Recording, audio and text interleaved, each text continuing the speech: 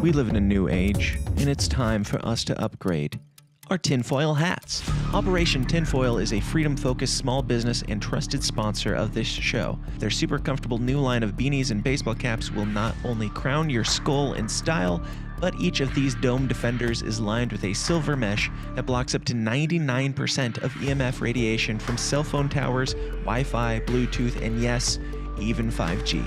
We don't know what EMF radiation does to the brain long term, but neither do they, so don't be their guinea pig and don't wait around to find out. Get your stylish tinfoil hat of the future today at gettinfoil.com. Use the promo code SYSTEM for $10 off your order. Again, that's gettinfoil.com. Use the promo code SYSTEM for $10 off your order. You're panicked. Don't panic. You're good. You're good, bro. You got this. This is going to make a 6 shot, and it'll be cool. You know what? 6 shot? Yeah. 6 shot. Yeah, I like 6 for the shot. ground. For the two. For the for the two. ground? Yeah. For the two? For the thumbnail. Oh, if it's for the Thumbnail, bro. Do it, Mike. Just hop on in. Hop on in. No, hey, I don't think I'm going to float. You're going to float. No, get me out. I got you. No, get me out. I got you, bro. Hey, y'all didn't know. No, please don't let me. No, You're good. bro, you sure? No, I'm not. I've seen this a million times. You're good. Bro, please. I promise, you're good. You want me to get in with you? I'll get in with you. Hold on. Look. Hold me slowly until I float. Okay, let go. You got the life jacket on, man. You're good. No. You're good. You're floating. You're good. No. Hold your breath. You're floating right now. Now hold on to the fish. He floats. There you go. No!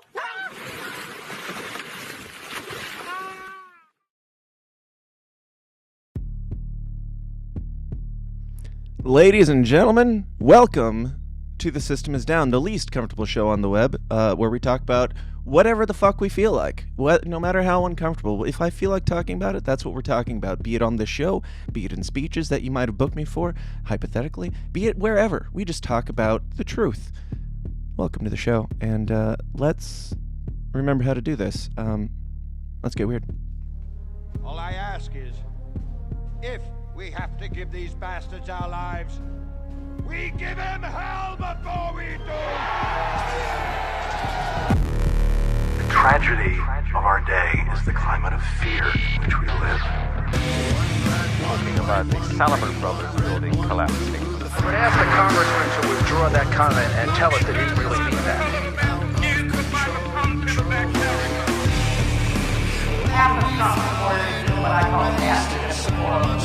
I don't know what I said. I did not have sexual relations with that woman. The Bible commands that certain people be put to death. Thieves or possesses weapons of mass destruction. 9/11 attacks were carried out by Al-Qaeda. Handle the truth! I remember that which matters most. We are still here! We have to say yes to social justice.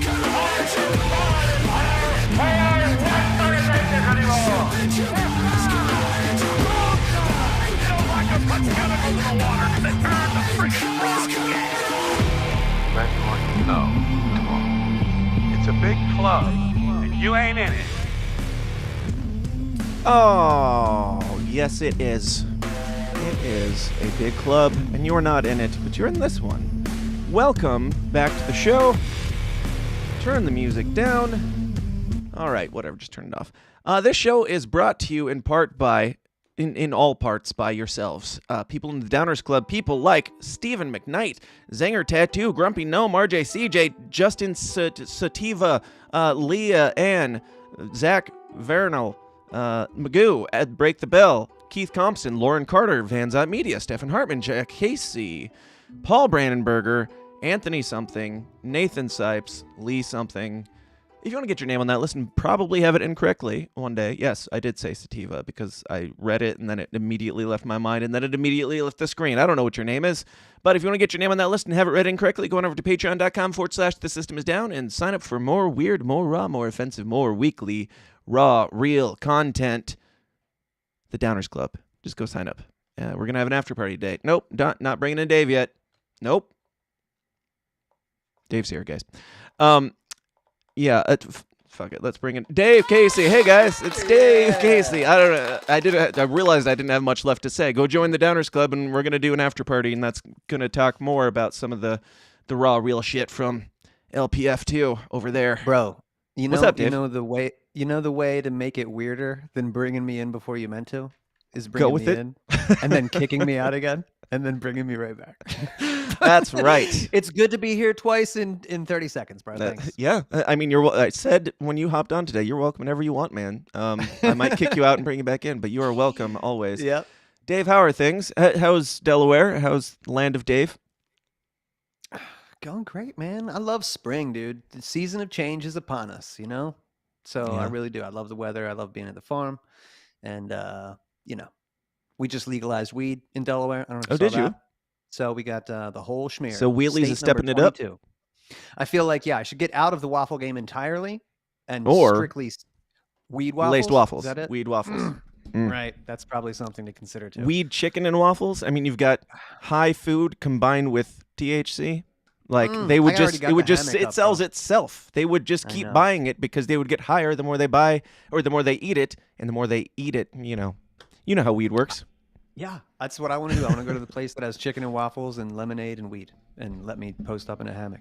Dude, That's if you what I'll open provide. Dave's Dave's chicken and weed waffles, I will move. Oh man, that's tempting. I'll need a good ad guy. So Well, we should talk I know a guy. Yes. So we have some news I just got from LPF, the big old Florida convention, and there were some stories. I literally just got back home last night. I was supposed to get home the night before last, and that's mostly what we're going to focus on today. Some of the highlights, as far as LPF, that's the most of what we're going to focus on today. We're going to be doing a big old recap video, as I always do after these things, and showing a bunch of the highlights probably next week, but I have not had time to sit down and edit that together because I spent a lot of time trying to sleep in an airport. So the week started with me living in the middle of a cornfield. I hopped from a tiny little airport up to Chicago.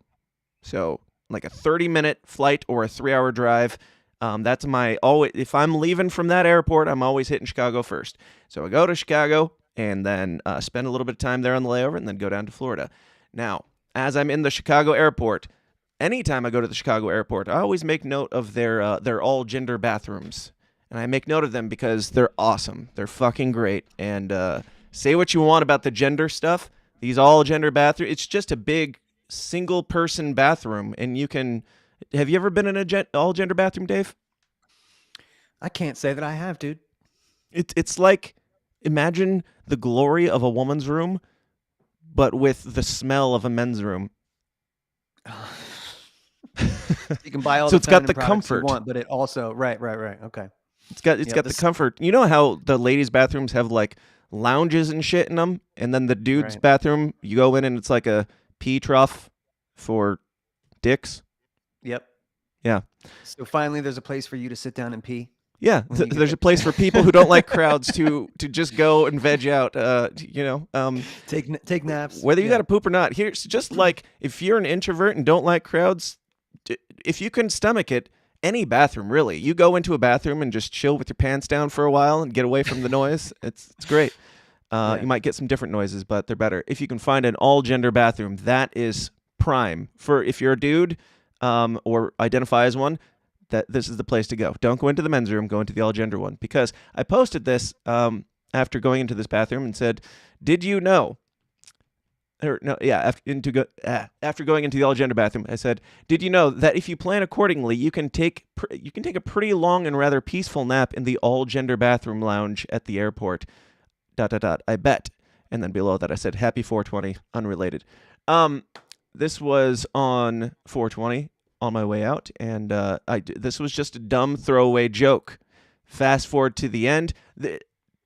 This was a joke. I was not sleeping in the bathroom at the beginning of the week, but we'll get to the end later. No spoilers.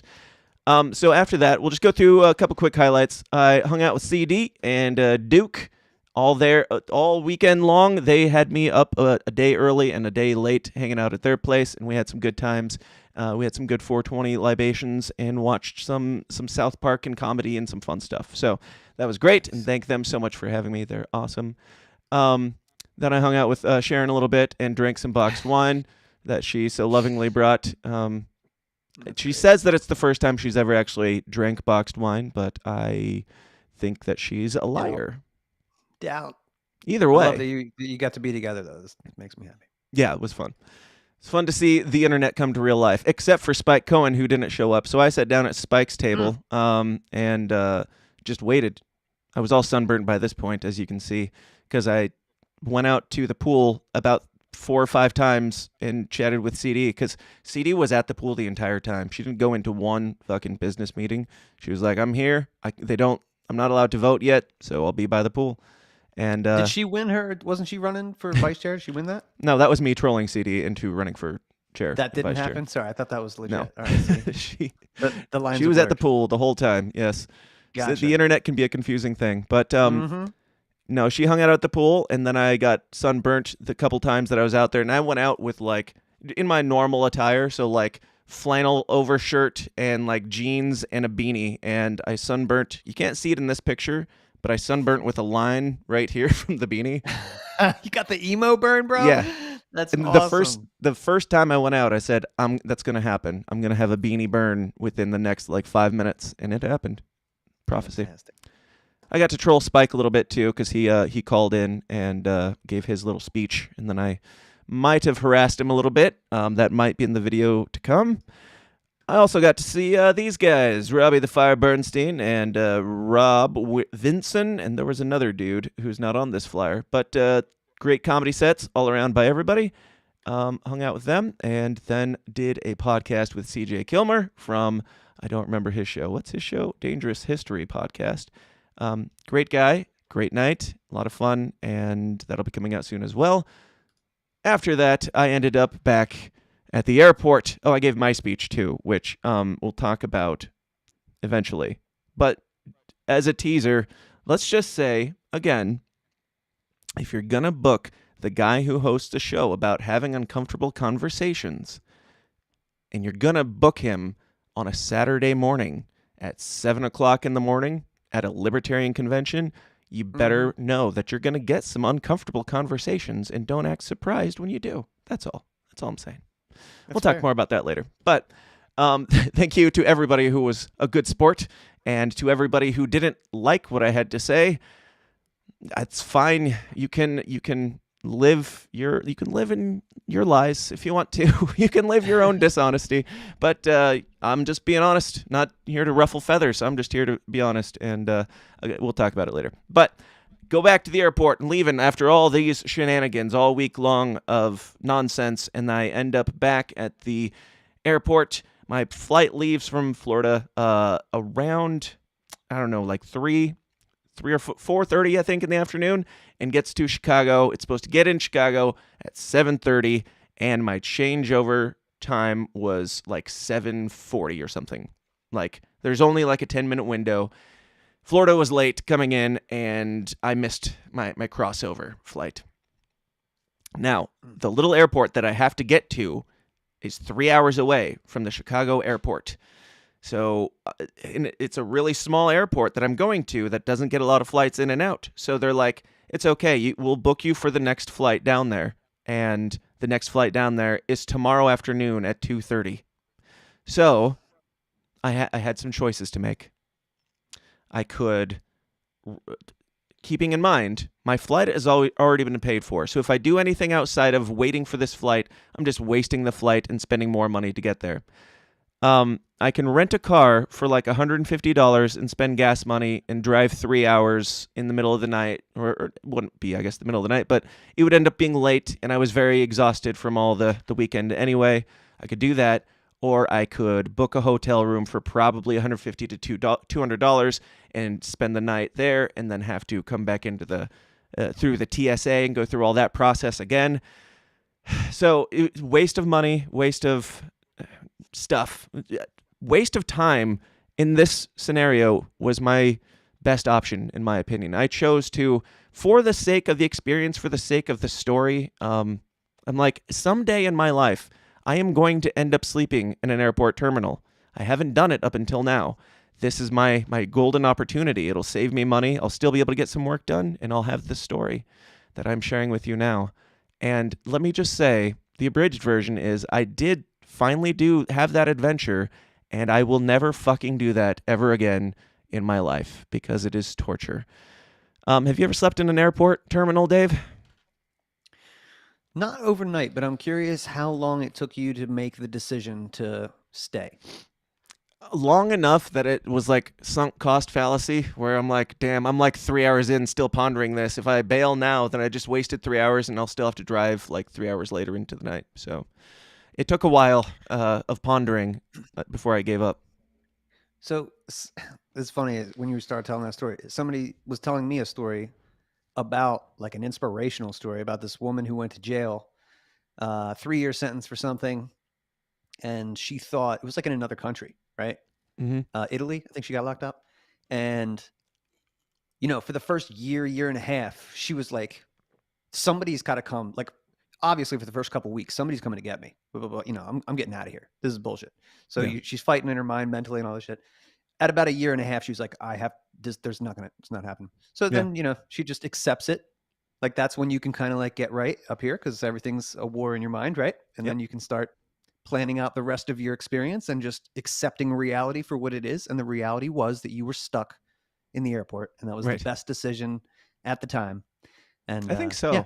I think so. I wouldn't, if I could do it again, I wouldn't take back the experience of having done it, just so I know, even if for the learning experience of, hey, double check all the flight things and make sure they're going to be cool. Like, maybe it makes more sense to drive to Chicago and, you know, not have to fly back down to the Quad Cities, because flying back down to the Quad Cities is the big issue here. It's happened to me twice where like nobody gives a shit about the flights that are coming back down, and there's only like one a day. So if you miss it, you're screwed. So it might be worth, you know, keeping a car around. But yeah, there was a lot of things that I learned. One being just, I don't know, it was just like this really fucking awkward experience. Because for me, like, going to these events already to me feels like I'm being watched the entire week, which puts me a little bit, stresses me out a little bit. So I'm in like, okay, I'm ready to crash hard mode and be alone. But before I do that, let me sleep in this like massive fucking airport where all the lights are on. It's like a mall during the day, but it's empty for most of the people. Like, it clears out pretty fast, and then it's like a ghost town, except for a little Mexican lady will come by and vacuum next to you while you're sleeping on like this most uncomfortable bench. Like, it's like they designed the benches with the intention of making it seem like you could sleep on it if you really wanted to, but you'll find out really quick that you don't want to, and then go book a fucking hotel so you can get out of the airport. If you had a blanket and a pillow with you, would it have like enhanced it by like tenfold? Like that it wouldn't have been so bad. Yeah, and you know, my bag that has all my clothes and toiletries and everything in it, it was checked, so it's already in the Quad Cities by the time I'm sleeping there with like no clothes. All I have is my gear that I can't cover up with or anything. So I've got a gear bag that I'm sleeping on, got my coat on, and it wasn't warm, it wasn't comfortable. If I had brought the pillow and blankets, maybe it would have been better to at least not feel like you're exposed. Like, there's also cameras everywhere, so you're like, this feels wrong in every way, and everything in your mind is telling you this is wrong. I'm not supposed to be sleeping here, but I have to. So it's like 3-minute increments of nodding off and then being awoken by somebody walking by, or somebody like also paranoid that I'm sleeping on $10,000 worth of camera gear in an airport, and if somebody comes by and while I'm asleep something happens, you're screwed. So it wasn't fun, but I did enjoy it in a weird way. And I did get some interesting shots and some weird shit while I was there. I would not do it again, but I would not take it back. And that concludes the airport story. But that also harkened back to, you know, the initial post of sleeping in the fucking bathroom. I did not actually sleep in the bathroom, but after all this started happening, I was like, man, I got to get that shot now. Like, that shot's just too golden. Yeah, you nailed it. I mean, but yeah, sleeping in the bathroom enhances the chances of you, you know, being sexually assaulted. Well, or you're getting your gear in this stolen. one, it's a single-person bathroom with a lock on the outside. So this is the That's safest your place. bathroom. This would be the safe place for me to sleep, but I would not be able to fall asleep because I'd be like, somebody's going to come bang on the door and need to take a shit and I'm sleeping in here. I don't know. Or somebody's probably going to come clean it or something. I'm sure I wouldn't be the first person to have tried it, and I'm sure it wouldn't have worked for very long and probably not have been worth, the embarrassment of saying, yeah, I was sleeping in here. Sorry. You're right. But it makes sense. It makes the most sense. Of all the places to sleep in the airport, if you can pull it off, go for it. Now, you want to talk about some news, Dave? Some actual news? Yes, sir. Okay. That's it. There will be more on the LPF shenanigans and more of me and CD's hood rat shit with our hood rat friends and lots of stuff coming out. But more importantly for now, we have to talk about the President of the United States 2024, which is, as we all know, Joe Exotic. I bring this up again because we have to. I wasn't going to talk about Joe Exotic today, but then he posted, here's the address to write me. And yes, I write back. You can write Joe Exotic in prison. If you're listening to the audio version of this, write Joe Exotic or Joe Maldonado, FMC Fort Worth, region, REG 26154-017, P.O. Box 15300, Fort Worth, Texas 76119. Can we please... Do you see where I'm going with this, Dave? I think you're going with Eminem's Stan parody of Joe, I wrote you, but you still ain't calling. I think that's what you're going with, but correct me if I'm wrong. Like, it's hard to get people on the internet to get motivated to actually do things, but if we could start any kind of troll campaign, like Joe Exotic can ignore us on the internet pretty easily. That's his people. That's not Joe. Can we please just all write Joe Exotic at that address, snail mail troll him in real life, and I don't know, maybe just you can tell him whatever you want, but tell him to come on the System is Down podcast, or he's a coward. Include that somehow, and I'll love you all forever. It just takes, like, you can write your congressman, but that will do you nothing. You can write your senator, but that will do you nothing. It does nothing to change anything in real life. You have the power. You are the power to make a difference. You can make the podcast that you want to see in the world by trolling Joe Exotic until he comes on the show. To troll him a little bit more. Absolutely a tangible goal. You could have this. Help Dan do this. That's right. And then he wants after it so that, badly. I can help him, make his campaign what we want to see out of the Joe Exotic what Dave wants to see out of a Joe Exotic 2024 campaign. Yeah. What do you think, Dave? If I was Joe Exotic's messenger/video guy, do you think I would be able to change your mind? No. Fuck you, Dave. No. You never believed in me. Your Vermin Supreme commercials were awesome. It doesn't mean that guy's not a dickhead. You know what I mean? Sure. Yeah. Yep. All right, let's talk about some other things. In conservative land, there's been some feuding and some rumblings and some things going on. There was just yesterday, I believe it was, Steven Crowder dropped news that he's getting divorced. But I don't give a shit, because that's just a distraction from this shit. I don't care about Steven Crowder's divorce. I don't... So, do you follow any of this stuff, Dave? Do you know what's going on here? I just heard that Candace Owens was clucking on the internet about him getting divorced or something like that, and people were pissed and they're beefing. But I don't know what's going on here with Michael Malice and this fellow. This is Dave Landau. He was another one of Steven Crowder's comedian, second or third chair, whatever, people who would just be there to make jokes to lend to the conversation. He was basically the Dave Casey for a bit. Owen Benjamin was the Dave Casey before that, or one of them before that. He's gone through several people, several comedians. That's a better analogy.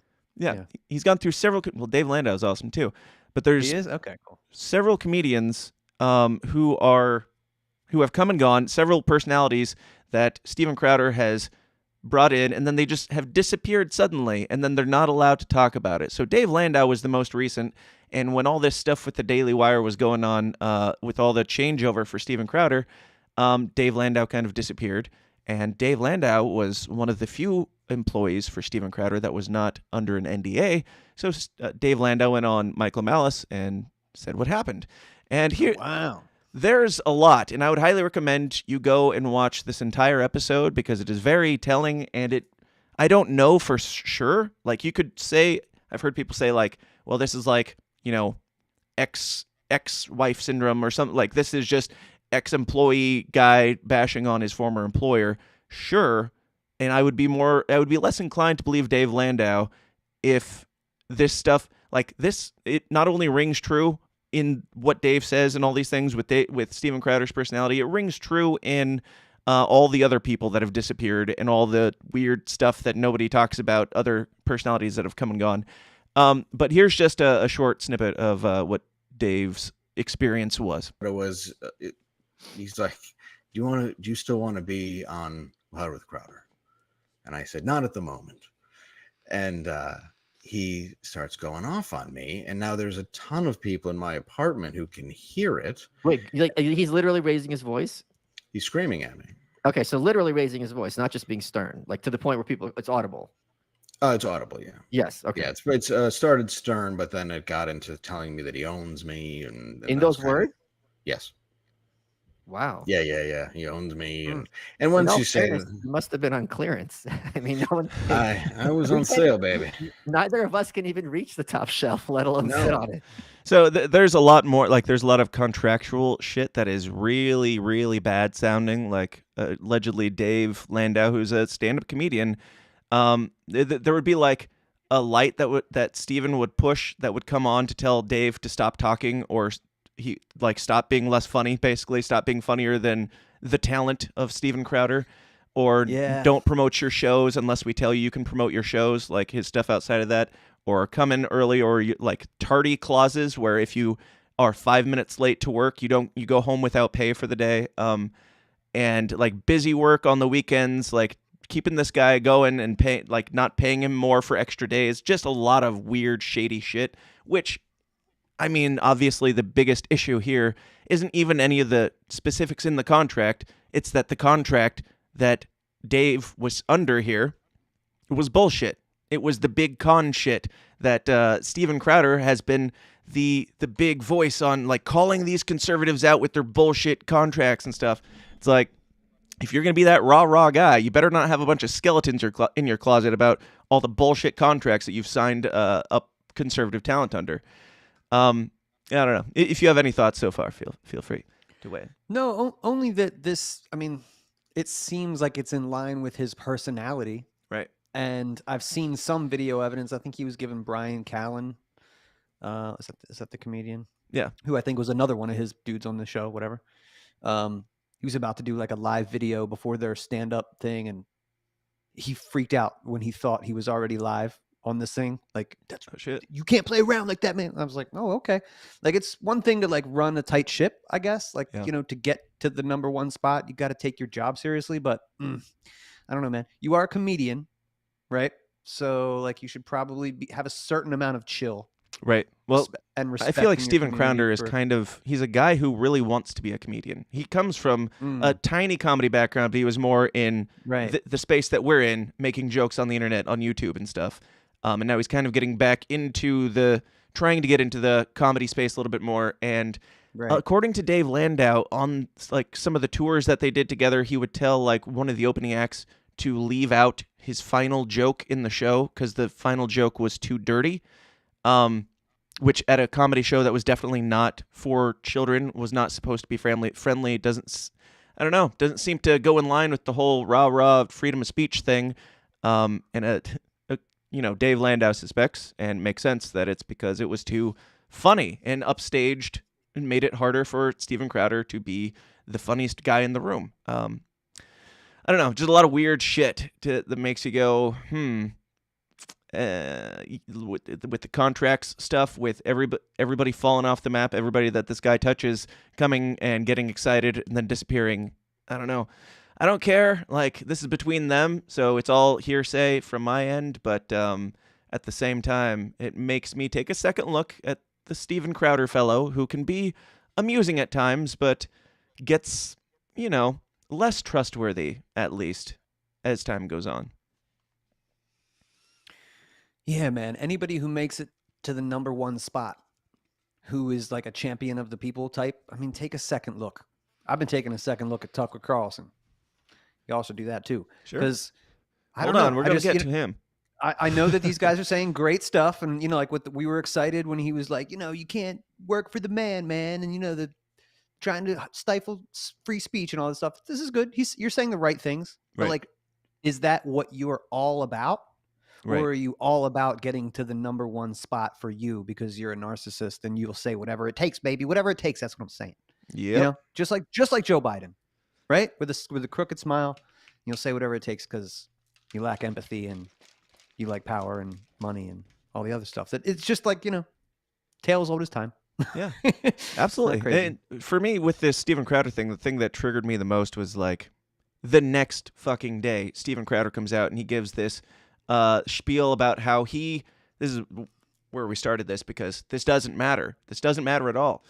He's getting a divorce, and Candace Owens was clucking some extortion hints, according to Steven Crowder. And Candace Owens basically just said something like, I know some things, and, you know, Steven's going through some things, and he probably doesn't want that to get out there. Like, she was basically making veiled threats to put some information out there that Steven didn't want to have put out there. But Steven, his justification for coming out and saying, sorry, I also have the allergies from all this travel, but Steven Crowder was like saying that he had to come out and make this statement because of Candace Owens' veiled threats, which doesn't really add up to me. Like, if you were trying to he goes on this tirade about, I had to keep my divorce under wraps for the sake of our kids. I didn't want to get the kids involved, and that's why we decided to not tell anybody. And I had to tell you now, the day or two after Dave Landau smeared me to the nth degree, now is when I have to come out and say,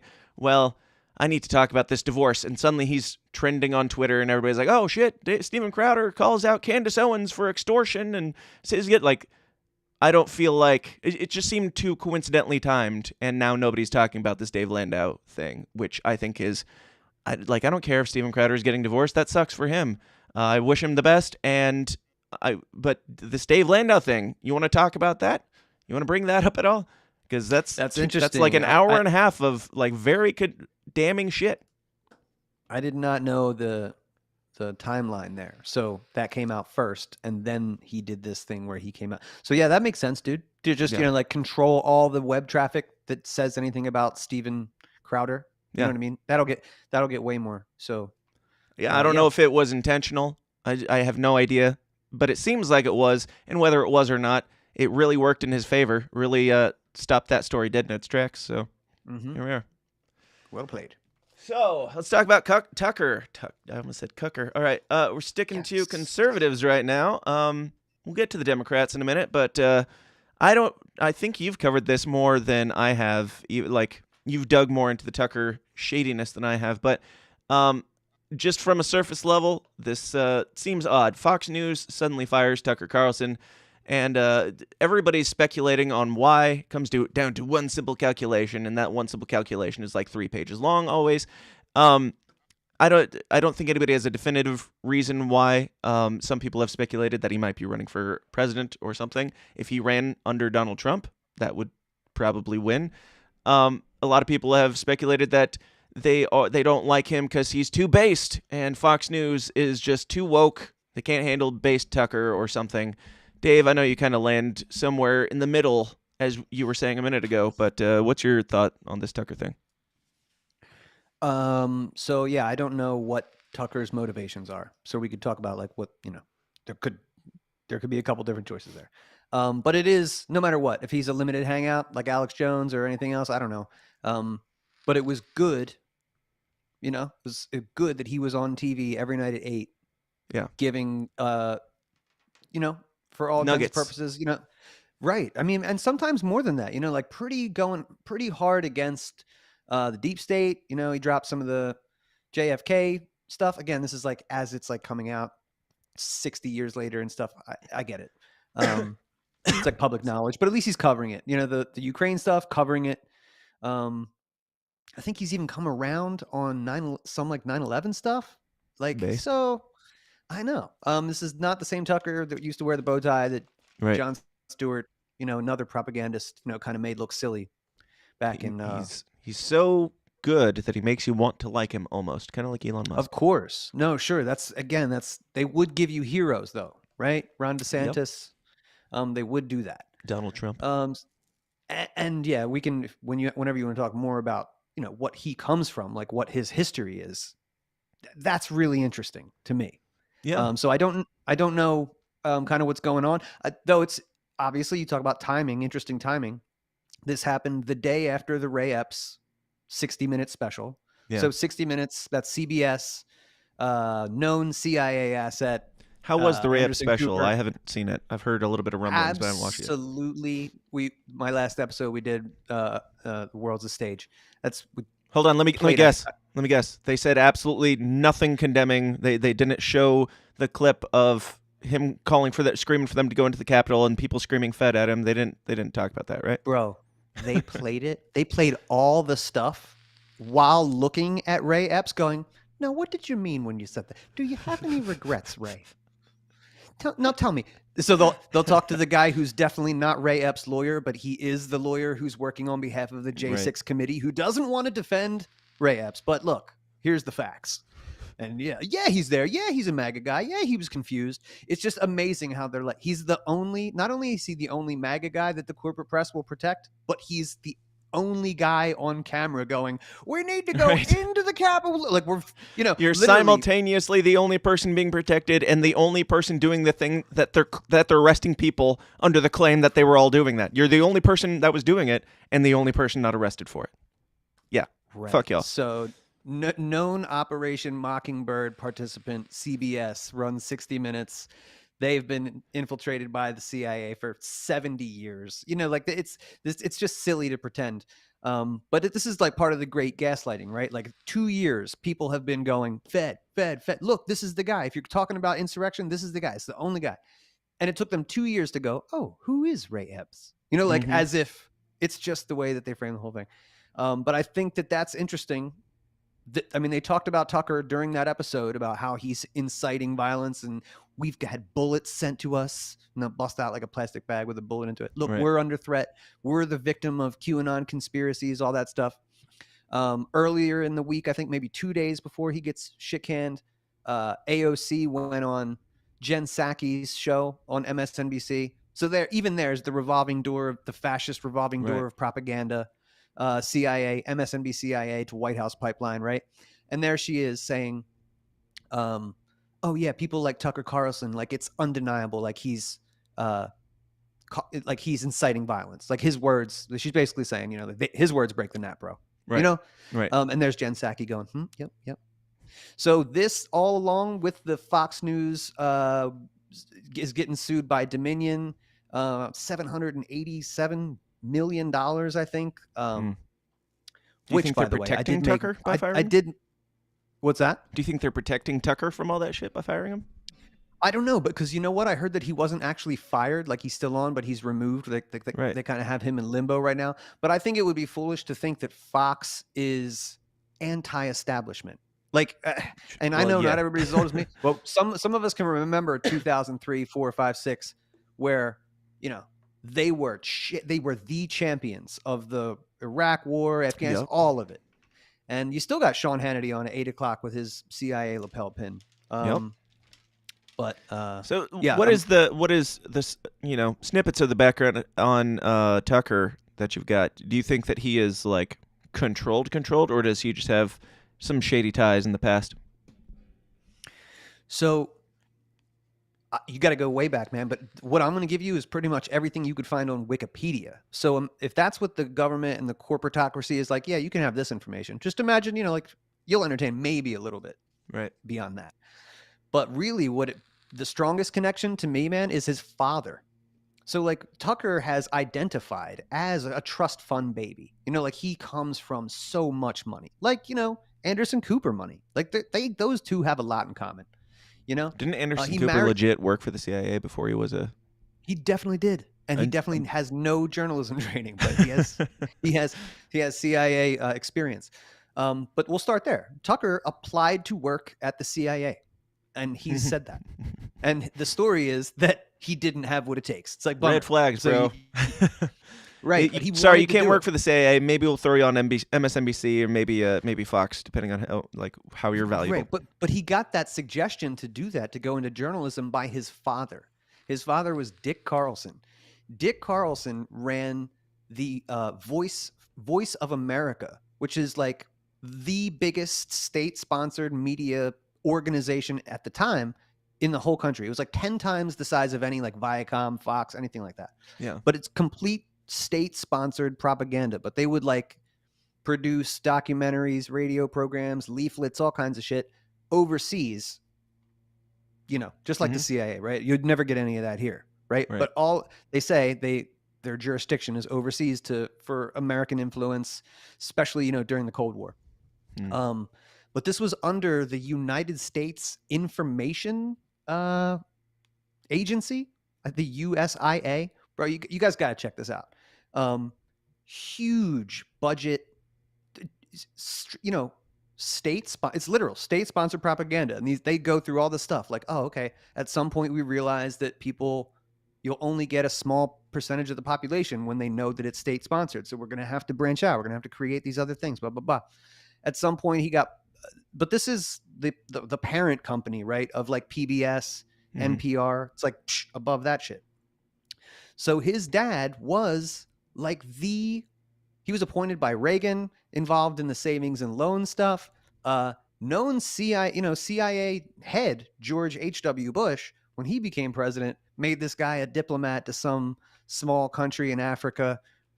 Anybody who knows anything about these diplomats, it's all CIA cover. Right. All of it.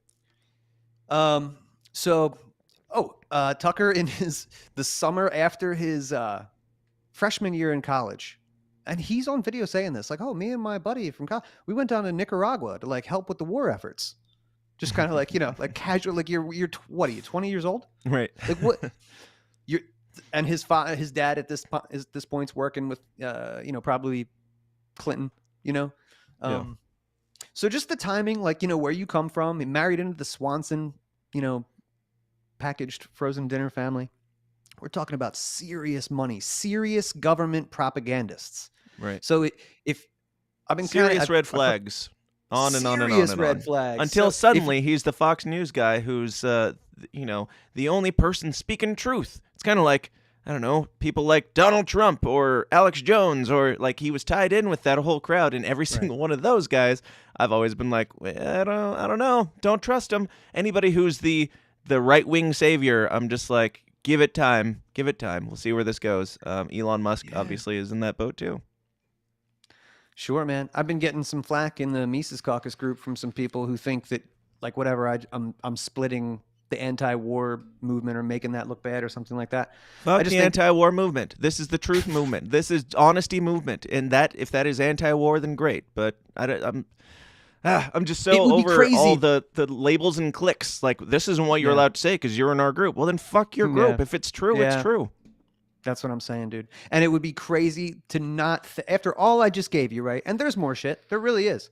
But it would be crazy to not go, okay, the chief state-sponsored propagandist, his son is the #1 guy in primetime cable news. Right. Yeah, number one. Come on. Like, not just #1 guy all around. He is not only the highest, like, viewership in conservative views, he is the highest in Democrat viewers as well. He has more viewers in the Democrats than Rachel Maddow does. Why? Like, is it just because everybody's so based that all the crazy leftists are watching Tucker Carlson? I don't know. I hear what you're saying. I'm not necessarily convinced. Like, I want to think the best of the guy and hope, you know, he keeps being based and keeps putting out those nuggets for as long as whatever. But yeah, what you're saying certainly doesn't surprise me, and it doesn't fill me with confidence that he's going to, you know, go start something that's going to rival Fox News and rival CNN or whatever the right-wingers want to believe that he is going to be a god as soon as he leaves. Like the most Democratic viewers thing, I don't know. Is that real? Do you think that's real? Or is that just like building this guy up to be this hero so that he can leave and everybody follows him and he can go have his crazy Alex Jones clique to discredit people?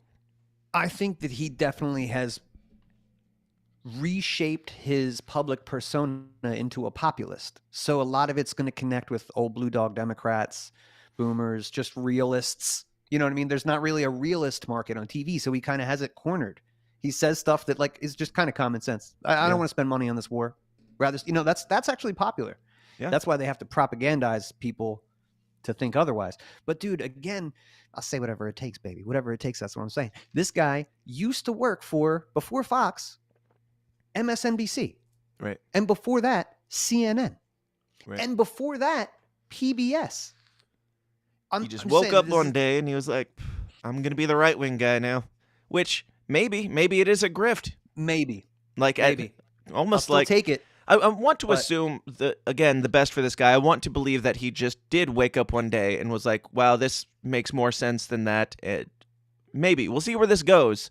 I am not writing him off, but yeah, what you're saying is definitely something to keep an eye on, just like, the Steven Crowder and all these things. But yeah, go check out Dave's show where I hear digs more into this stuff even. So I did listen to a couple of your shows while I was on the plane, and Dave's getting it in, keeping it up, and having some great guests on. I listened to the War on Children 1, Part 2, I believe, and one or two others, and good shit. Unlike Steven Crowder, man. I support the people who come help me build my show. But Dave, we're not going to talk about your shit anymore. Let me get your let me get your tag off there. There we go. All right. Hold on. How do I make? There we go. We'll just keep you small there, Dave, where you belong.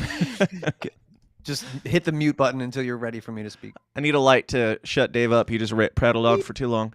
No. Yes, go check out Dave's show because Dave is awesome. This was AOC's take on the Tucker situation. Tucker Carlson is out at Fox News. Couldn't have happened to a better guy. What I will say, though, is while I'm very glad that the person that was arguably responsible for some of the largest, driving some of the most amounts of death threats and violent threats, not just to my office, but to plenty of people across the country, I also kind of feel like I'm like waiting for the cutscene at the end of a Marvel movie after all the credits have rolled. Silly woman. And then you see like the villain's like hand reemerge out to grip over like the end of a building or something. But deplatforming works, and it is important. And there you go. Good things can happen. You fucking nerd. Like, she's the worst. Wow. Like, she literally just said nothing. She said, Tucker Carlson, he's out, he's bad because of these things that I'm going to make up about him calling for violence or something. So many death threats because of Tucker Carlson. And then she made a nerd reference about Marvel and at spoiler ending or something. What was that all about? Like, something relatable to the kids. Yeah, right? it literally feels like, is she trying to up her nerd demographic in the younger crowd by being like, hey, guys, I like Marvel shit. Right. It's so fucking cringe, but yes. And then deplatforming people works, so good things can happen. That's really the only thing that she said is fuck freedom of speech. And this is the part where we defend Tucker Carlson because he should be allowed to speak his mind, and Fox is retarded at best. Like, setting all the conspiracy stuff aside entirely, the most reasonable take is that Fox News is retarded, and they lost billions of dollars yesterday when they fired Tucker Carlson. So that's a silver lining. But as we've talked about on the show before, these people don't care about money. If they cared about money, they would stop shooting themselves in the foot all the time and getting away with it.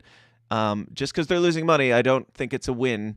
But what do you think, Fox, like, if we do set aside Tucker Carlson being a controlled op shill or whatever, what do you think about this thing? Are they just pushing him out because he's being too based? Or, why if you had the guy who allegedly brings in all the views from all the aspects, from all the political spectrum, no matter how controversial he is, you're just going to let the cash cow go because he was too spicy? Because he did the thing that made you billions of dollars? I don't know. Doesn't add up. I was just looking in my phone and I couldn't find it. I guess I must have not saved it. But double check me on this. But I think that BlackRock upped its portfolio, purchasing more of Fox. So this is more of the ESG stuff, bro. You know, they don't care. The Anheuser-Busch stuff, Bud Light, like fuck you. It's not about. It's the only thing I can think of. Our Marvel movies, Star Wars. The only reason that they're spitting in our face is because they don't have to like. Well, first of all, they're not individual companies, right? This isn't mom and pop stuff. Like, you know, here's this one beer company that just, you know, blew it with this commercial or something. Or, yeah, I don't know. I think that's what I'll always chalk this stuff up to. If it seems like it's weird that corporations are shooting themselves in the foot, like that's probably, I don't know, like it's creative destruction maybe in their world. Yeah, it's certainly odd. Really, the Bud Light stuff makes me. It makes me think that there's a little bit of hope just in that people suddenly gave a shit to voice their opinions a little bit, but then they started voicing their opinions, and I was like, yeah, maybe you're not the opposite. Maybe this is a nonsense distraction because the opposition seems to be retarded too. And this is the anti-Bud Light campaigns of today. Go broke.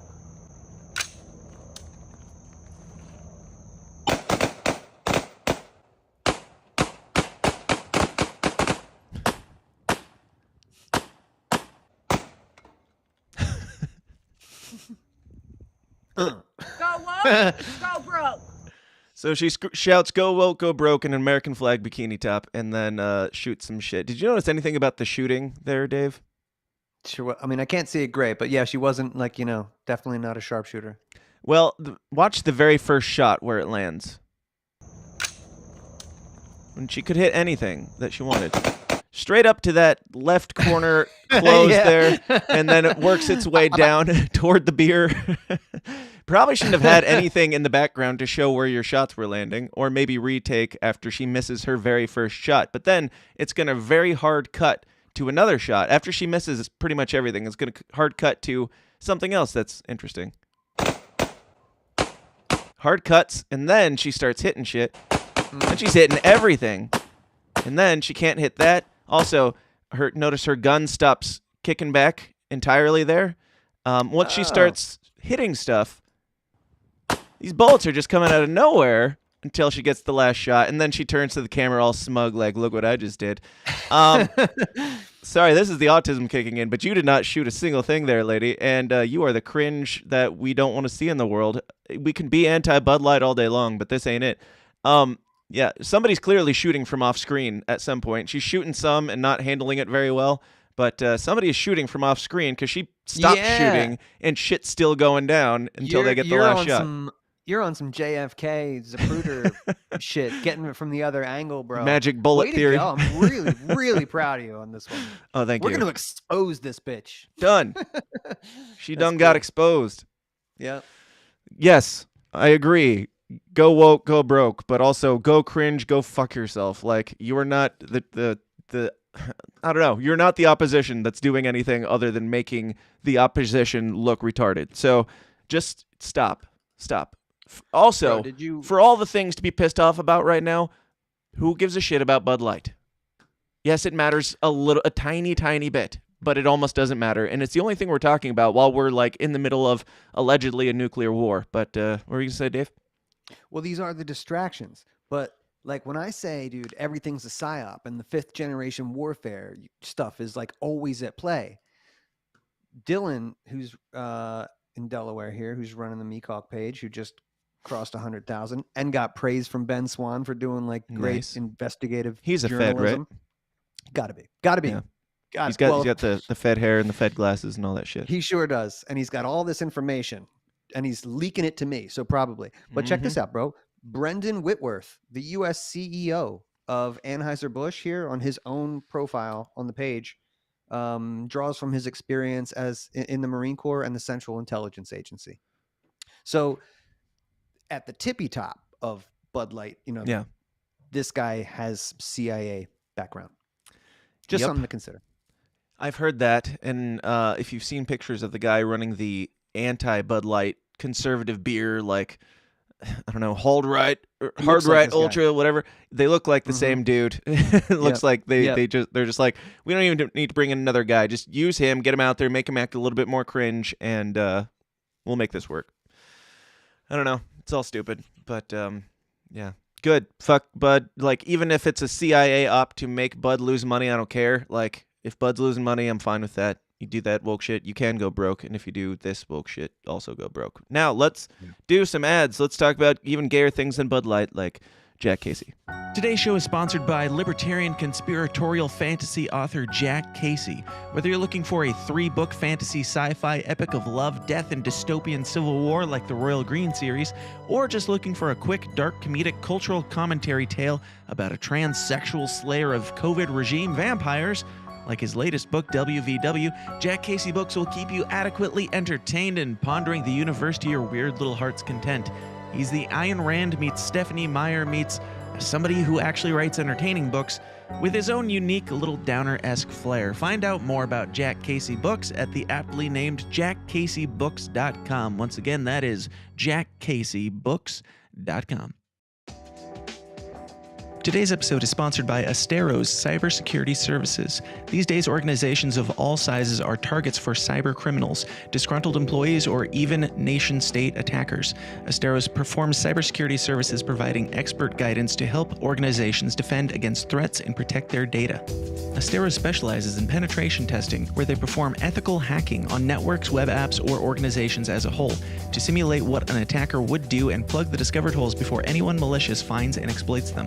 Asteros also specializes in vulnerability management, security awareness training, phishing simulations, cloud security audits, compliance readiness assessments, and much more. As technology expands, it becomes easier and easier to run a business, but if your security is not growing along with your company, then you're going to run into problems. If you don't personally have a company of your own, definitely pass this information along to someone who does, because for a limited time, Asteros is offering companies an attack surface audit completely free. Let Asteros discover potential entry points to your network and how susceptible your company or organization is to cyber attacks. To learn more and to take advantage of this essential offer, just go to asteros.com/free. That's Asteros, ASTEROS.com/free. And we're back. Dave, how was your break? Really good. Good. Do anything? Thanks for See the asking. world? Checked the old waffle inbox to see if anybody needed me. Old waffle box? I don't that sounds like a The old medical condition. Yeah. Do you sell blue waffles, Dave? Hell no. Don't Google that, anybody. I wouldn't. You know, Dave, you didn't have to say don't Google that, because they wouldn't have Googled it if you didn't say don't Google it. would Now they're not going Google to, that. and they'll blame you. Now, Sharon mentioned in the chats that she reached out and said that her daughter, little Elle, she tried making a joke that didn't land yesterday at school, and she was upset about it. And I feel for you, because I'm an empath. I feel for you, but I've never had that problem. I've never made a joke that doesn't land, except for maybe this one. I would recommend talking to Adam Nutter, because he knows all about that shit. Zing. Now, that one landed, but keep working on it. Keep working on it. I wasn't always this polished. I wasn't always this hilarious in life. I started out really awkward, and then I made it here, where I make a living being awkward and telling jokes that don't land. And if they don't land, lean into it, just make it awkward and go with it. That would be my advice. I wouldn't recommend taking it, because I'm not the person to give advice on this type of thing, but that would be my advice. Dave, do you have any advice for this young child? Yeah, if you're weird, at some point, you're just going to have to choose to be cool or not. You know what I mean? Don't let the nihilism creep in and make you an evil villain. Yep. Just choose to be cool. You could do it. Own your uniqueness and go with it. I made an entire show out of my self, for better and worse. Now, let's talk about, speaking of people who aren't being their realist self, let's talk about the Democrats and CNN. And this ends the child conversation, because we're going back to being more offensive now. So Sharon, take your child, get her out of the room. You had your moment. Now, here we go. Let's talk about Don Lemon, because just like Tucker Carlson, Don Lemon, everybody's second favorite news anchor, I think he was second in the ratings, right? Right? Correct. Something like that.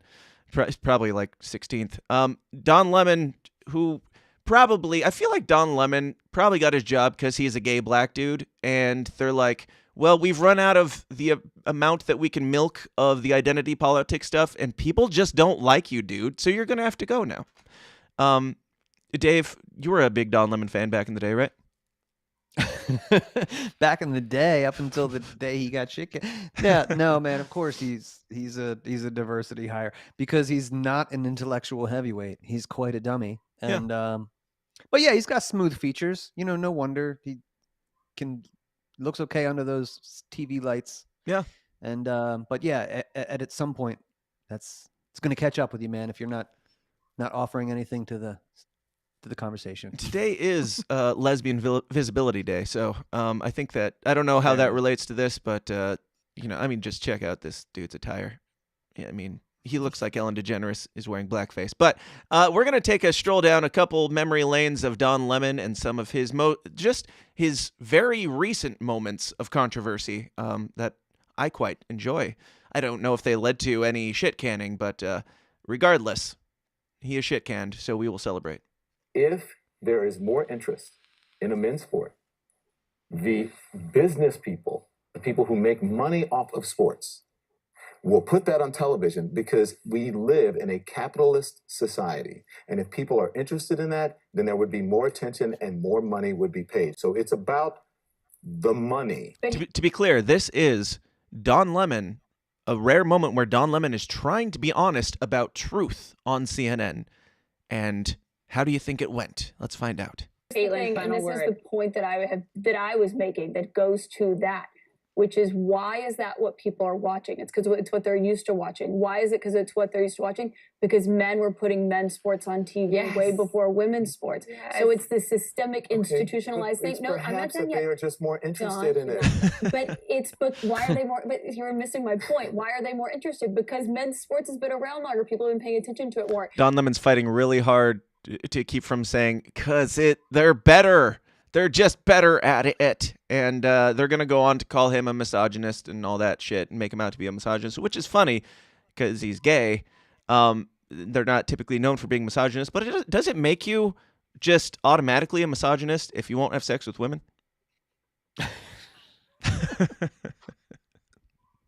I mean, yes. It just seems to check out, but let's listen to them make fun of him for being honest. There have been these amazing female sports stars that have only become household names in recent decades. That's the point. And I'm saying if they had both started at the exact same point, they both received the same amount of marketing and promotion and all that stuff, and then we got to where we are today, that would be a different point. Guess what? Big media giants, big advertisers. This is another opportunity to put the money where your mouth is. I don't believe that's accurate. I respect your point, and I hear what you're saying. I don't Shut believe up, that's bitch. accurate. We live in a capitalist society, and if people can make money off of whatever it is, they are going to exploit it. And there is a reason, and I'm sure it's part of what you are saying, and it's part of what you're saying. And these are conversations that we need to have. But I just think that. All right, so you get the point. Yeah, people. What do you think about their claim that people just don't like women's sports because it hasn't been around long enough for people to realize that they actually love watching women's sports? So, being as generous as I possibly can, I would say, look, if you're saying that what's promoted on network television, will become popular, like you understand how propaganda works, right? Yeah. So there's some not even the propaganda can work on the WNBA. Like no matter how hard they try, there's been no lack of trying their asses off. Sure. No, I completely agree with that. There are certain things that are just going to tap into the male psyche and the female psyche, and they're going to be more popular with men and women. Now, I don't know how old this clip was because it sounds like it was pre-trans revolution and pre-ESG. We live in a different world. I think this was late last year. This was just in December of 2022. Well, you know what? No wonder he's fired then, because we live in a capitalist society. I'm pretty sure. I can't confirm, but I think that was the last time Don Lemon tried being honest. Like, let's give this a shot. And then they're like, nope, beat him down. Bro. Nope, you were a misogynist. Yep. And then he just goes on to go back to, Don Lemon-ness. Here's another clip. I don't remember. Which one is that? Oh, this is the Nikki Haley one. Nikki Haley, when she said that yesterday, obviously a dig at Biden, but she said 75 and up, so that would include Trump. Actually, no, I take it back. He tries to be honest. It doesn't work. Statesman here. This whole talk about age makes me uncomfortable. I think it's the wrong road to go down. She says people, politicians or something are not in their prime. Nikki Haley isn't in her prime. Sorry. When a woman is considered to be in her prime in her 20s and 30s and maybe 40s. What are you talking? Wait. That's not according to me. This is a clear example of know your audience. Know who you're talking to. Know who's in the room right now. Like, he's just being a catty gay guy. And I'm like, yeah, he's not wrong necessarily. Like, as far as like in your prime, if Nikki Haley is good, I don't even know what the context was. Do you? Where she said something about people not being in their prime? Nope. I don't know. No, I have no idea. But I know that a cis white male would never say something as stupid as that. Especially to chicks. two white. Yes, you're sitting in the middle of two white women. Tell me you don't have any privilege when you feel entitled to say it to. Put yourself in that line of fire. But like, what do you mean? And he's just like, it's a expression. He's just being catty and being like, well, she's not that young either. And they're like, what do you mean by in her prime? And it doesn't work out. For what? It depends. I mean, it's just like prime. If you look it up, if you Google when is a woman in her prime, it'll say childbearing 20s, age, 30s, bitch. and 40s. I don't necessarily. 40s. Oh, I got another. I'm not saying decade. I agree with that. So I think she has to be careful. I like, just notice the body language. Like, he puts on his glasses, he gets all cocky and swagger, just leaning back like, oh, I'm going to be catty gay guy. She's not in her prime either. And they're like, wait, what? And he's like, he just knows instantly that he stepped in it. And he's like, whoa, calm down, ladies. Right. And then he goes to, let me explain. That's me. Come on. Now he's literally begging. Like, he's got the hand gestures of a man begging for his career to not go away in one conversation. And then he ends, like, just, I don't know. I'm sure if you got a body language expert, they would agree with me entirely. But it's really a nothing thing. Like, this conversation doesn't matter at all. But it is funny to watch, like, the progression of his honesty going out the window. But one more clip of Don Lemon, because who cares? This is the most anybody has ever watched Don Lemon, I'm pretty sure, anyway. So this is him interviewing Vivek Ramaswamy, or however you pronounce that guy's name. With due respect, I find your explanation reductive and actually insulting, including to black Americans, to say that black people today, compared to 1964, 1865, haven't made progress in part because of the freedoms we secured. And the Second Amendment was part of what secured hang on, that please. freedom. I cannot keep a thought if you guys are talking to me in my ear. So hang on one second. So to say that So right out the bat. Let me do this. I'm Don Lemon. I can do it. You shush in my ear. I'm Don Lemon. Yes. And if I had to break this down, this is Don Lemon at the point where he's got no fucks left to give. He is going to get the spicy clip. He's going to start something. He's like, yo, I know I'm on my last leg here. Cannot do this right now. I have some shit to talk. And he's going to go off. But it is telling that the first thing he says is, like, he admits, I've got people talking in my ear probably telling me to shut the fuck up or shut this guy down or something. What else would they be telling him in this conversation other than, yo, you need to rein this in? And he's like, no, I'm not going to rein this in. I'm going full bore. So he leans into it because I think it's final desperation moment. people, say what you said again. Black people secured their freedoms after the Civil War. It is a historical fact, Don. Just study it. Only after their Second Amendment rights were secured. They were not secured their freedoms after the Civil War. That is not, you are discounting Reconstruction. You're discounting a whole host of things that happened after the Civil War when it comes to African Americans, including the whole reason that the Civil Rights Movement happened is because black people did not secure their freedoms after the Civil War, and that things turned around. People tried to change the freedoms that were supposed to happen. And you know how they got it? They got their Second Amendment rights, and they actually got, the NRA played a big role in that. But today, Don, the NRA did not play a big role in that. They trained black Americans how to use firearms. That's a lie. That's not. The NRA did not play a big role in that. This is just historical fact. It's not historical fact. The part that I just find... because you say it's historical fact. The part that I find insulting is when you say today black Americans don't have those rights after we have gone through civil rights revolution in this country. You are sitting here telling an African American about the rights and what you find insulting about the way. Bro, does this the debate? Just look. This guy look white to you? Come on, like the fact that you hold on. I'm getting ahead of myself. The way I live, the skin I live in every day. Here's where you and I have a different point of view. Black and white that black people don't have in this country, and that black people do have. Well, here's where you and I have a different point of view. I think we should be able to express our views regardless of the color of our skin. We should have this debate I'm not saying you without me regarding you as a black man, but me regarding you as a fellow citizen. That's what I think we should see. Whatever ethnicity you are explaining to me. Whatever that is when it ended. That it was all over at that point. The fact that whatever the fuck you are talking to me, a black man, about race, are you kidding me? Like, I don't even know what you are. You think you're better than me? Like, come on, dude. Wow, bro. Oh man, and he made sure too to yeah, you're gonna tell me, a black man. But what he doesn't even take for a second into account is like, bro, you're the same color. Yeah, that first and foremost, like, yeah, he's as black as you. Yeah. But you're an elitist, millionaire, gay, black American New Yorker, right? Famous. Like you're in no way like you don't know my life as a black man, and you're gonna tell me. It's just like it's so stupid.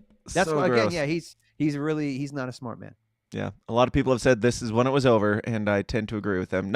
I don't know what he went on to do, but he didn't last very long after this. Whatever ethnicity I am, I'll what tell it's you. like to be black in Whatever America. ethnicity I am, I'll tell you what I am. I'm an Indian American. I'm proud of it. But I think we should have this debate. Black, white, doesn't matter. I think we should have this on debate. the content of the If you're ideas. do it, you should do it in an honest way and in a fair way. And what you're doing is not an honest and fair way. Mm. Okay? With- But we with- appreciate you coming on. With Thank due you for respect, that. Don, I look forward to Thank you very continuing much. that I appreciate conversation. it. We'll Thank you. continue the conversation. Thank you. Mm. Papa. He was We'll talk about Chinese or China. Brazilian Yes, or talk about something weird.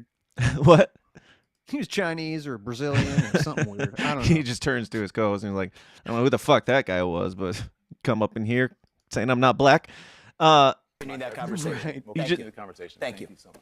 Thank you, Papa. We'll talk about China. Yes, let's talk about Next China. time you come back. That thank poor you. What's woman. to say on declaring independence from China? Okay, Something you can can we add move on now, please? Thank you. Thank you. Oh, Painful. Thank you.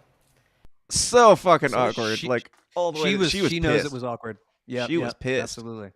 Like, you're just gonna, like, I don't even care what the debate was over. You're gonna treat your guest that way, like, to where you say you're discredited because you're a different kind of brown than me, and we're not allowed to get off my show. Get off my show. We're done here. Like, just whether I don't know. It doesn't matter which side of that debate you land on. That guy was a fucking dick, and he doesn't deserve to have the job that he has.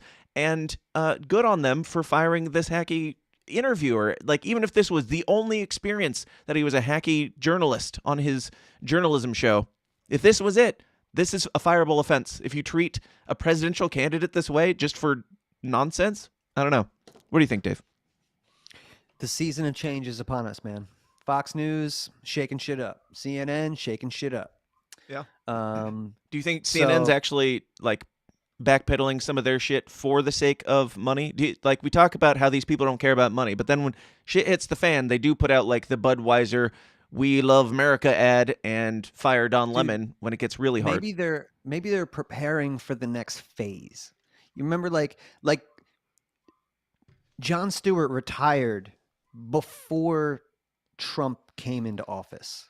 Right? Like, so he was Right. there like Jesus, like, I'll be with you until the end of the age, right? Not to the end, but just to the end of this thing. Right. Right. So like Until Jon I'm done Stewart playing was my there, part. Right. He was there for the Bush era of the, to kind of give people like me on the left enough, right? Kind of like Tucker does. Gives you enough, but never quite like leads you to the spot. And then at the end of the phase, they'll remove you and put you somewhere else. Like Jon Stewart, he's on Apple TV doing some kind of like, interview show or something like that. He's just doing a podcast, basically, isn't he? I mean, I don't it know. looks I like don't a keep show. up these people that well. It's not the Daily Show. He's doing that like show part was of the cool. problem with Jon Stewart, I think is what it's called. I think it's something similar to that. Yeah. Somebody gonna sue somebody. But you know what I mean? I don't know. Maybe we're just it's the time where I don't know. Things change. You shift stuff around. Entering a new age of Biden announcing 2024 re-election bid, baby. Let's finish the job, says Biden. And to that I say, let's start it first. Start the job. If the job you've started is the one that we're finishing, then I would choose to abandon this job and go do something else. But imagine being the campaign team that's like, let's have him say, let's finish the job. What job? What job is he finishing? What has he done that has been positive, even from a Democrat perspective? The controlled demolition of America. Right. Former Democrat, That's the Dave, job. if you voted for Joe Biden right now, have you found any nuggets of value that would make you go, yes, Biden 24, so he can finish the job? No, I couldn't, but they introduced the social justice stuff long after I was done with any kind of Democrat Party or progressivism in general. But The double speak, if I don't know if you're going to play it, but the commercial that he dropped, I didn't know he had one. like, oh man, and dude, the language, all the double speak, the freedom, the freedoms that are under attack, and the books that are going to be banned if the MAGA people can do. Oh, it's amazing. It's amazing.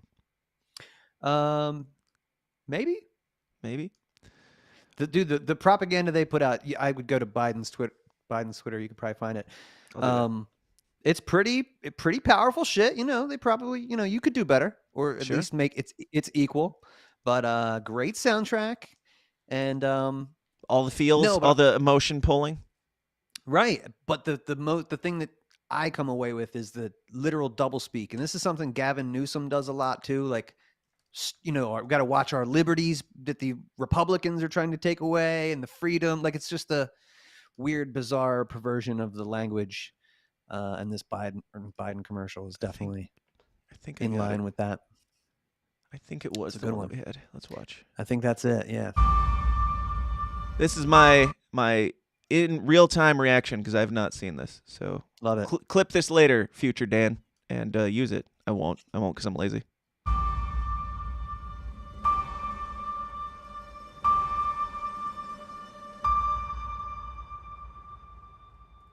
Freedom. Personal freedom is fundamental to who we are as Americans. There's nothing more important, nothing more sacred. That's been the work of my first term, to fight for our democracy. Freedom. This shouldn't be a red or blue issue. To protect our rights, to make sure that everyone in this country is treated equally and that everyone is given a fair shot at making it. But around the country, MAGA extremists are lining up to take... It starts out with vague bullshit. I did vague bullshit. Good bullshit. Vague, though. Vague. I was good. Vague, good. America. Now, here's the turn. We're doing great. I would have gotten away with it, too, if it wasn't for those MAGA extremists. Right. It's the story arc. You present this guy. He's been doing amazing, but then he runs into a snag. And what do we need to overcome? What can get us across the finish line? We're going to... Those MAGA Republicans. Come on, play. Bedrock freedoms. Cutting Social Security that you paid for your entire life while cutting taxes for the very wealthy. Oh, he gets a lot more specific about what they're doing, a lot more specific than his amazing accomplishments. When he's talking about his accomplishments, it's freedom and good, and theirs is, bad, evil. Lining up to take on those bedrock freedoms. Cutting Social Security that you paid for your entire life while cutting taxes for the very wealthy. Dictating what healthcare decisions women can make. Banning books and telling people who they can love, all while making it more difficult for you to be able to vote.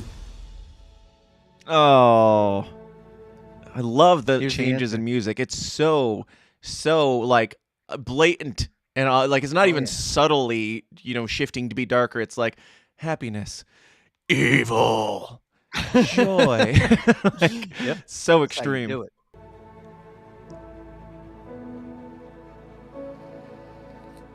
When I ran for president 4 years ago, I said we're in a battle for the soul of America, and we still are. The question we're facing is whether in the years ahead... So he's even referencing the Soul of America speech, which was the anti-MAGA Republicans speech entirely. Like that was if anybody remembers, the evil, like red Nazi-looking background, him looking like a tyrant that all the best photos came out of, that started I'm pretty sure, the Dark Brandon campaign to try and salvage some of that horrifying moment. But they even have the balls to they're going to reference the Soul of America. I would have thought they would have avoided ever mentioning that speech again, but when it works, it works. Play, damn it. America, and we still are. The question we're facing is whether in the years ahead we have more freedom or less freedom, more rights or fewer. More vagueness and vagueness. And I think you do too. This is not a time to be complacent. That's why I'm running for re-election. Because I know America. I know we're good and decent people. I know we're... Except those MAGA Republicans. A country that believes in honesty and respect and treat except those MAGA Republicans. Each other with dignity. That we're a nation where we give hate no safe harbor. We believe that everyone is equal, that everyone should be given a fair shot to succeed in this country. Big. Thank you for choosing us. He has said nothing about what he's done or what he's going to do. It's just happy things. Every generation of Americans has faced a moment. It is a Mad Libs of patriotic, like, I don't know. It's like they used Chat GPT and said, write a fucking campaign ad. He has said nothing about anything except for how evil everybody else is and how great he is. It's so gay. To defend democracy. Stand up for our personal freedom. Stand up for the right to vote and our civil rights.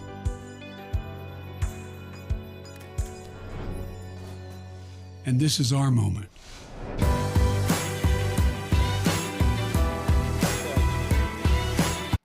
Kick in the urban street music and make him out to like, hey, black people, remember, if you don't vote for me, you ain't black. Remember that? That's right. That's what this is saying.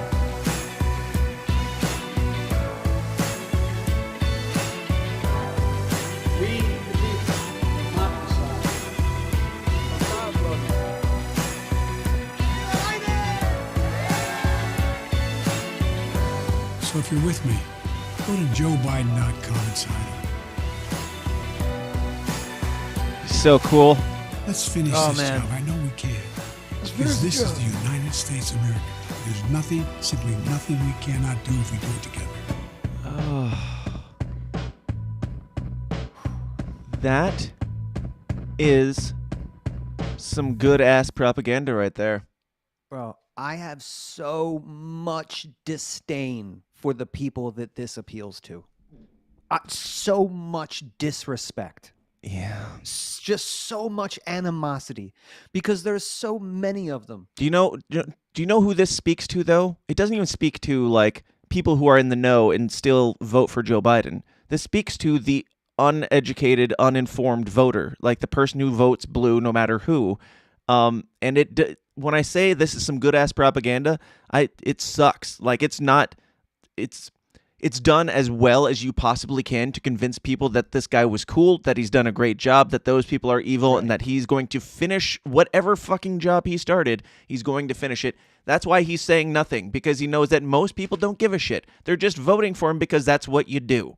It's the thing that you do, and this is great propaganda if your goal is to convince people to vote for a senile, decrepit old man who has accomplished nothing but turmoil and convince people that he's done great and is going to keep doing great. And they did great. Good job, guys. I mean, not that I have faith like that the next president on a Republican ticket or something would like be anything great. I just can't imagine. No, but it would take less to convince you that they would do something. Right. Like, so I feel really for think whoever had to edit this shit and make it seem like Joe Biden is cool. And that's really what it boils down to, dude, is public opinion. And that's why they use propaganda. So I think if they thought they could get away with it, maybe they would. I think that Biden is on his way out. If you had to guess, would you think that he'll win the presidency again? But he might get into the office again. Right, exactly. Right, So- exactly. But wouldn't that be amazing if they tried to pass that off as... Dude, if you've got an RFK running and Donald Trump and a Ron DeSantis and even a Joe Exotic for better and worse, like if we get people that are at least decent enough, I'm not saying I support any one of them except for Joe Exotic 2024, baby, but if it ends up being, let's say, a Donald Trump ticket with like a Tucker Carlson or even a Ron DeSantis, I think Tucker Carlson should do it. He should go with Donald Trump. I'm not going to lie. I think that would be probably unstoppable. Not that I necessarily want it to happen, but it would be unstoppable. And if that happened and Joe Biden wins, it's like Epstein killed himself again all over. Like, it's still nobody's, even less people are going to buy it the next time around. Yeah. But we'll still go with it. Right. People will be, well, what are you going to do? You're going to it. do another guided rope tour? And, yeah. Right. And, of course, right in step, Bernie Sanders decided to come out and throw his support behind Joe Biden because Bernie Sanders has nothing left to offer this world and the only thing he can possibly gain is money at this point. And To all of you, to all of my friends who said, I'm voting for him because he's been principled from start to finish. I believed you. I shouldn't have believed you. But do you see now any of the issue with this man? The guy who supported, who was the anti-establishment guy and then dropped out to throw his hat behind Hillary Clinton and then Joe Biden, and now Joe Biden again without doing any of the things that he told you that he was going to do, without even trying to reform the other Democrats or make them more democratic socialist. Like, even the AOC thing, like, she's like bashing on Tucker Carlson, who's like one of the only anti-war guys in the media, and she ran on this anti-war agenda and has been 0% anti-war ever since. Same with Bernie Sanders. Like, these people are fake. They're suits. They're at best reptiles. Like, I've got this video that we have to play here. This is also Joe Biden, and this came out today. North Carolina, and he was a very conservative guy who was very, very. Oh my gosh, that's a mask. Holy cow! He always had fight. For the audio listener, Joe Biden, this is just a shot from behind. Joe Biden scratches his neck, and it certainly looks like some of his skin moved very thinly. There's another version here. I'll look for it. Dave, have you seen this, and do you have any thoughts? I did see that video, and yeah, it does look odd. He is old as shit. Mm-hmm. But you know, what's striking about it, like, you know, he's probably not a lizard person. That's one of those things I don't ascribe to. But you have to say probably. Probably not. But what so is you're telling me there's a weird, chance? Though, like, he, aside from the fact that it like left an indent there for a minute, which is bizarre, like a wrinkle, like a wrinkle indent. A weird, yeah. It also, like, the rest of his neck looks, and this could be the video quality, man. I don't know. It looks hyper smooth, like too smooth for a guy that old. Well, I think the issue with the video is more because there is a wider angle. I think this version, that's why I was looking for the other one. I think this version is like a zoomed in version where they probably put a D grain, like it's from a wide angle zoomed into just these pixels, and they probably put an effect on it that smoothed it out so that there wouldn't be all the wrinkles. But it still shows the movement of the skin in the wider angle, and the wider angle just looks like a normal camera shot.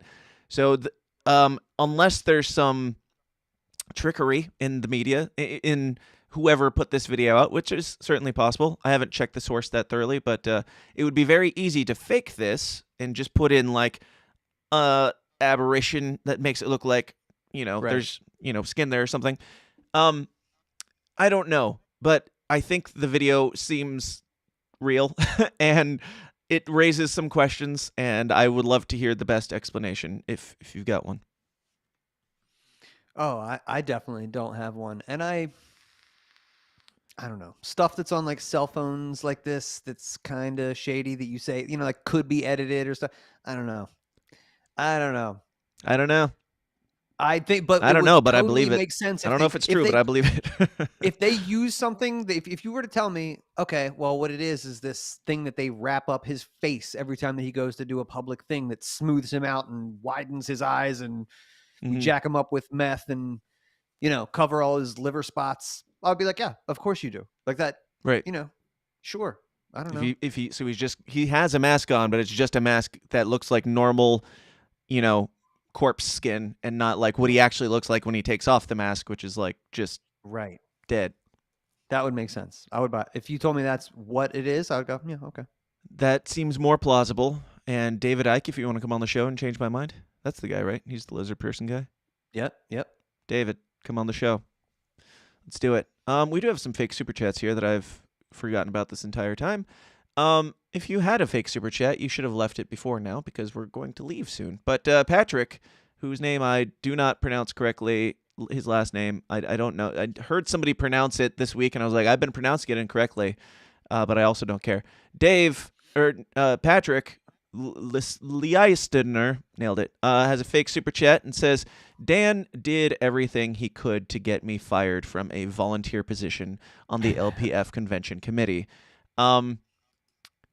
it wasn't intentionally for that, but silver linings, and if you want to hear what Patrick's talking about, maybe slide on over into the after party where we're going to talk about that a little bit more. But Nimitz says, fake super chat, you need to look up the Smith-Mundt Modernization Act of 2012. Do you know anything about that, Dave? No, I heard the modernization. I thought the Smith-Mundt was older than that, but I don't know. I don't know what that's about.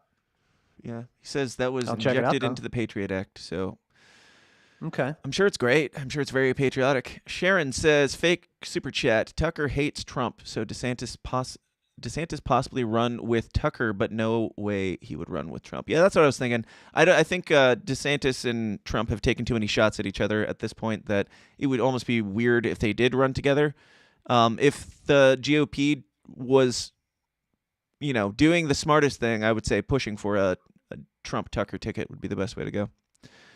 Let's see. Anything else? I think that might be it for them fake super chats. If you got them, get them in, because we're about to bounce. Real quick, I know this Yeah. isn't a super chat, but Shannon said, this is the first time Dave Casey's acting like a Fed. And then Danielle said, yep. All right, listen, I don't know what the fuck I said to make you say that, and I'll tolerate a lot of things. Nazi, white supremacist, transphobe, all this stuff is fine. But don't you fucking tell me that I'm acting like a Fed. Don't go there. Don't you do that. Shit. Don't you dare. Don't make me come down to Florida. That's my job. Only I may call Dave a Fed. And that's because I pay him a lot of money to allow me to call him a Fed. Right. Now, I don't know if Joe Biden is a lizard person or not, but I do know that he wants to take your children from you. Rebecca put a teacher's creed into words when she said, there's no such thing as someone else's child. No such thing as someone else's child. Our nation's children are all our children. For the guy, I understand the sentiment, but is there anybody worse that you could take that message from? Like if there was another politician that was like, hey, it's everybody's kids. Like it takes a village and all that shit. Like we're here for the kids. But Joe Biden, with all the allegations and all the kid sniffing and like he's most well known for A, running for president, and B, sniffing children, and C, pedophilia shit. Like you're gonna have that guy give a speech about your kids are my kids. I love those kids. I'm just here for those kids. Here to work for and around and through those kids. I'm gonna go over and smell those kids. Yes. Any thoughts? Any thoughts, Dave? Well, dude, I don't know. Only that Jill is a teacher. His mom was a teacher, or his dad. I think his mom was a teacher. This is kind of like the mentality of of teachers and bureaucrats within education. That that they're raising your kids. They're responsible for that. And that can be like the tip of that spear is at like the school board meetings. Like, like who runs the show? The parent and the taxpayer? No, or the teacher. That's what they're paid to do. Not. They're paid to decide what your kids learn. It's crazy, man. But they really feel like that. These are my kids. Yeah, you hear them all say, these are my kids. Mm-hmm. Shut the fuck up. Like this is a job. Conversation honestly, over. Yes. Yeah, please. They are not your kids. You are paid to care about them, or you're paid to pretend to care about them. That is all.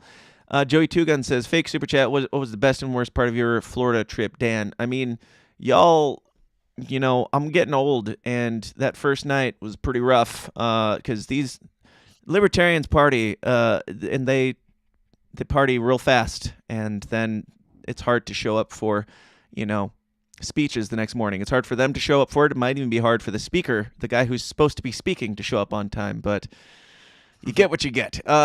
No, it was a good time all around.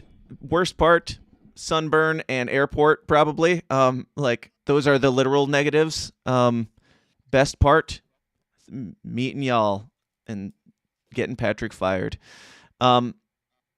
Best is really just like the main reason why I do these things is to make the content and hang out with people, hang out with the internet friends, and have a good time. And y'all threw down. Y'all had a good time, and y'all were very courteous. I mean, another downside to the LPF thing is as far as the business stuff, it flowed fairly smoothly, which is new to me in going to a libertarian convention. Seems like y'all were mostly in agreement on most things, at least, and everything went smoothly, which for me, a guy who's there as a spectator, it's boring, y'all. Throw a chair. Do something. Run into somebody, you know? Polisar work. Somebody, like cast a hex. There's all sorts of options. Have a fat dude strip on stage. Like, there's all sorts of ways to make these things interesting, but it's my job I now have to go make a video to make your party look interesting. And y'all didn't even strip on stage. What am I supposed to do with that? Lame. Get your shit together, guys. All right, Dave, any final thoughts on anything we've discussed today on I don't know, all the shit. Everybody's getting fired. Everybody's yelling at each other, and everybody's a distraction. Got any thoughts on the distractions before you bounce? I think that the distractions are everywhere because 5th generation warfare is everywhere. You got to look up. Peter McCullough did a cool spot on 5th generation warfare. What that really means. It's MK Ultras being deployed on us at all times, right? Yeah, at all times, and the chemicals, the propaganda, everything else. And don't think that only the feds in your movement or your space are going to be against you, because they will make heroes for you. Right. So look at everybody. And if they're saying all awesome stuff, it's like, cool. Alex Jones says awesome stuff. People think that he's limited hangout. Fine. Tucker, I'm making the case. I know a lot of people don't agree with that. It's just like, I judge people by the company they keep. And I know what a relationship between a man and their father is. Mm-hmm. And I can judge somebody by their history of 30 years in an industry. So right. I think it just makes sense. So we should be savvy out there. And right. It's like, cool when they say right praise stuff. Them when they're good. Champion it. Yeah. Right. Praise them when they're good and keep an eye on them. Trust people, especially like these people who are paid people. Like, I don't know. I'm not paid much, y'all, but people who are like making bank off of giving their opinions, and their opinions lean heavily in any direction. If that direction's cool, yeah, support them and keep an eye on them, because they're getting paid for that opinion. And tomorrow they might be getting paid for a different opinion. But Dave, speaking of shady Fed characters, where can people find you? And let me shrink you down to size.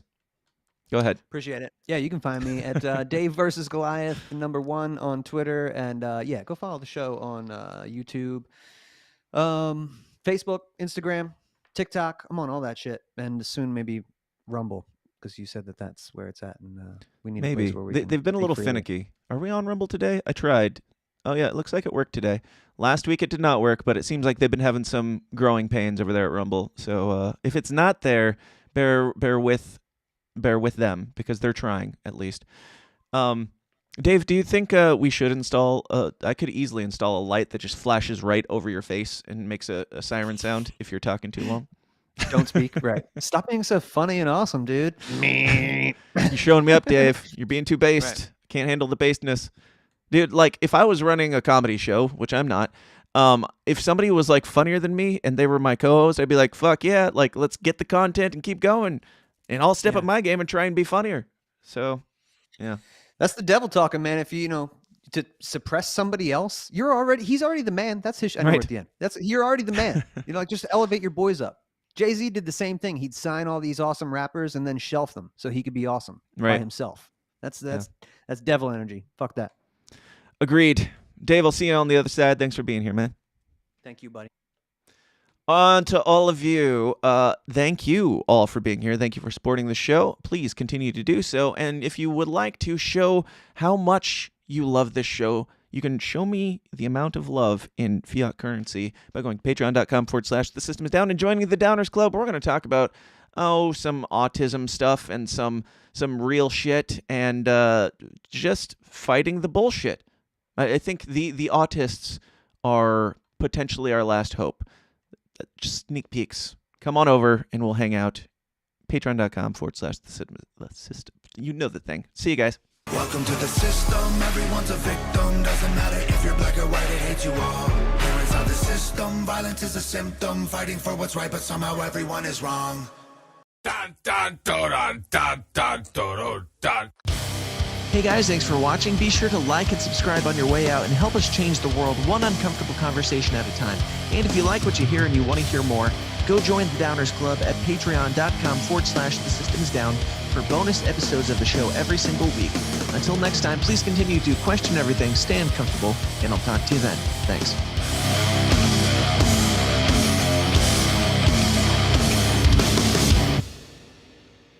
This has been a Goulash Media production.